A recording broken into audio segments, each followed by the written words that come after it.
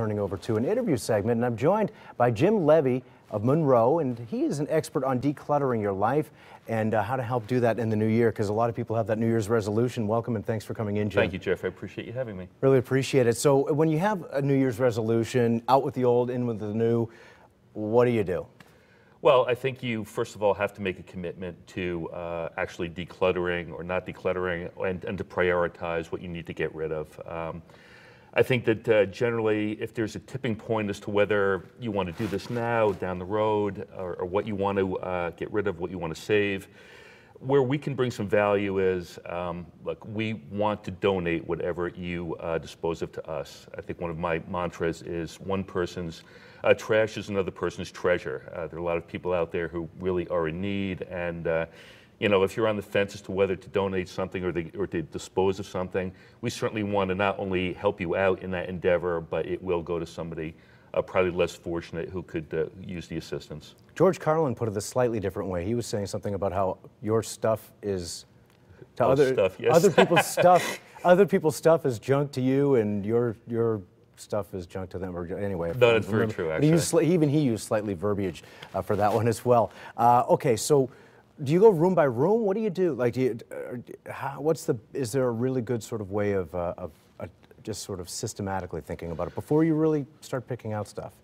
Well, I think, and again, it's a personal decision. I mean, some items are of great importance to you and you want to keep them. Others, you know, you may want to get rid of. I think you really have to, that's a personal choice.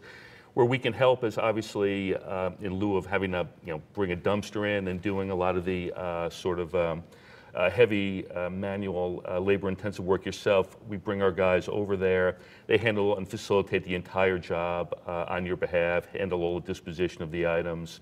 And it just takes what could be a stressful, kind of time-consuming, labor-intensive process and really sort of streamlining it. But you know, in terms of what to get rid of, that's the most difficult thing. I was going to say too, because you and your guys, you do the sweat work of getting the stuff out. Yes. But it's still up to that homeowner or the person to decide what gets thrown out. Is there sort of a rule of thumb when it comes to, say, maybe clothing or something that if you haven't used it in X amount of time, is that when you decide, well, no, it's got to go? I don't think there's a rule of thumb. I think everyone's different. You know, we all have our own sort of priorities or what's important to us.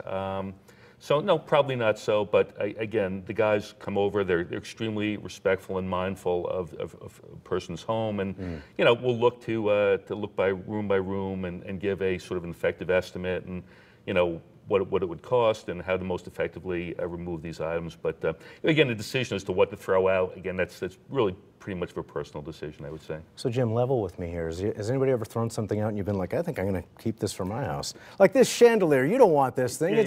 No, it's just mucking things up. No, I'm only kidding.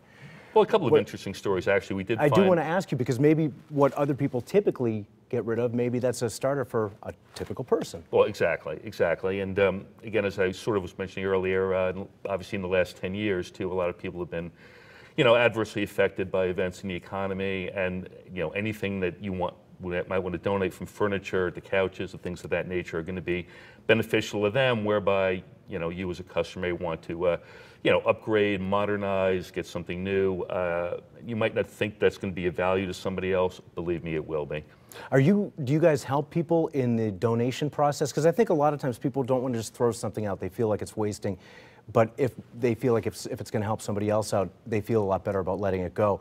Do you guys help and assist and sort of help people make that connection? Oh, absolutely. Absolutely. There are two real mantras that we have at Junk Luggers. Number one, we're eco-friendly. We try to reduce any kind of dispositions in the landfills as best we can.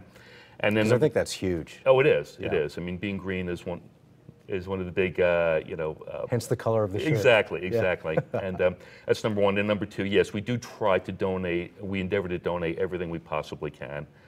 So people know that it is going to benefit someone else. And from a personal perspective as well, when we do donate it, they obviously get a receipt. That's sort of a potential tax benefit for them as well. So. Even better. So it's a win-win, so to speak. So. Sure sounds like it indeed. Jim Leavey, so appreciate your coming in.